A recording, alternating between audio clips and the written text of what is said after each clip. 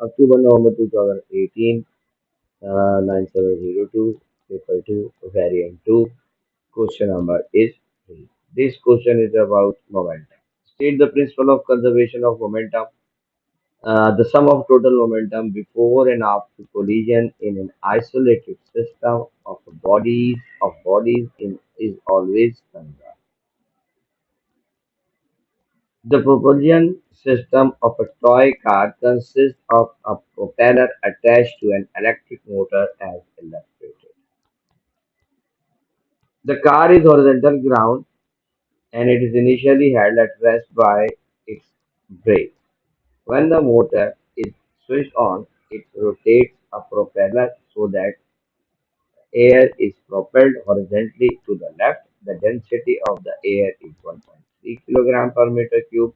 Assume the air moves with the speed of 1.8 meter per second. So, first consideration is there is no change in speed. Speed is constant. In a uniform circular of radius 0.045 meter, also assume that the air to the left is propelled is stationary. So this thing also make us think that this if this side if this side is of air is stationary. So initially before this propelled start working, this right left side is also stationary. The speed of air. So show that the time interval of 2 seconds, the mass of air propelled to the left is 0.030 kilograms. So density is given. So the first idea is to get the mass from the density formula. Density equals mass upon volume. Mass equals density into volume. We know the density, but what about volume? So the volume of the cylinder, it is said, the question is stated that the propelled is like a uniform cylinder. So cylinder formula is pi r, volume of the cylinder is pi r square L. So we know pi, we know radius, we need to know the L. So again, there is a basic assumption. Number one, this from this is the length, right, which is given. We need to find out this because it's the length of the cylinder. But within this, we also conclude that the speed is constant. So the formula of the constant speed is the speed equals distance upon time. So the distance will be speed into time. Here the distance is L. So if we switch the L with speed and time, so we will get the answer. 1.3 is the density, 3.145 value, 0.045 is the radius, square of it, 1.8 is the speed, 2 is time, so 0.030 you will get. Calculate the increase in the momentum of the mass of the air.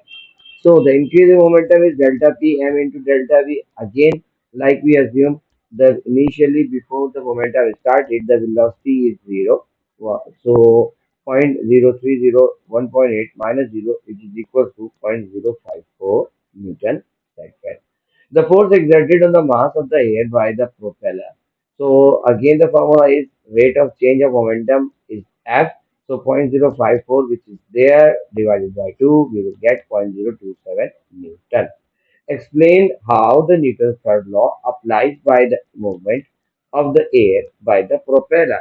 So that means if the force applied by this propeller on the air, stationary air, right, is equal to the air applied the force on the propeller.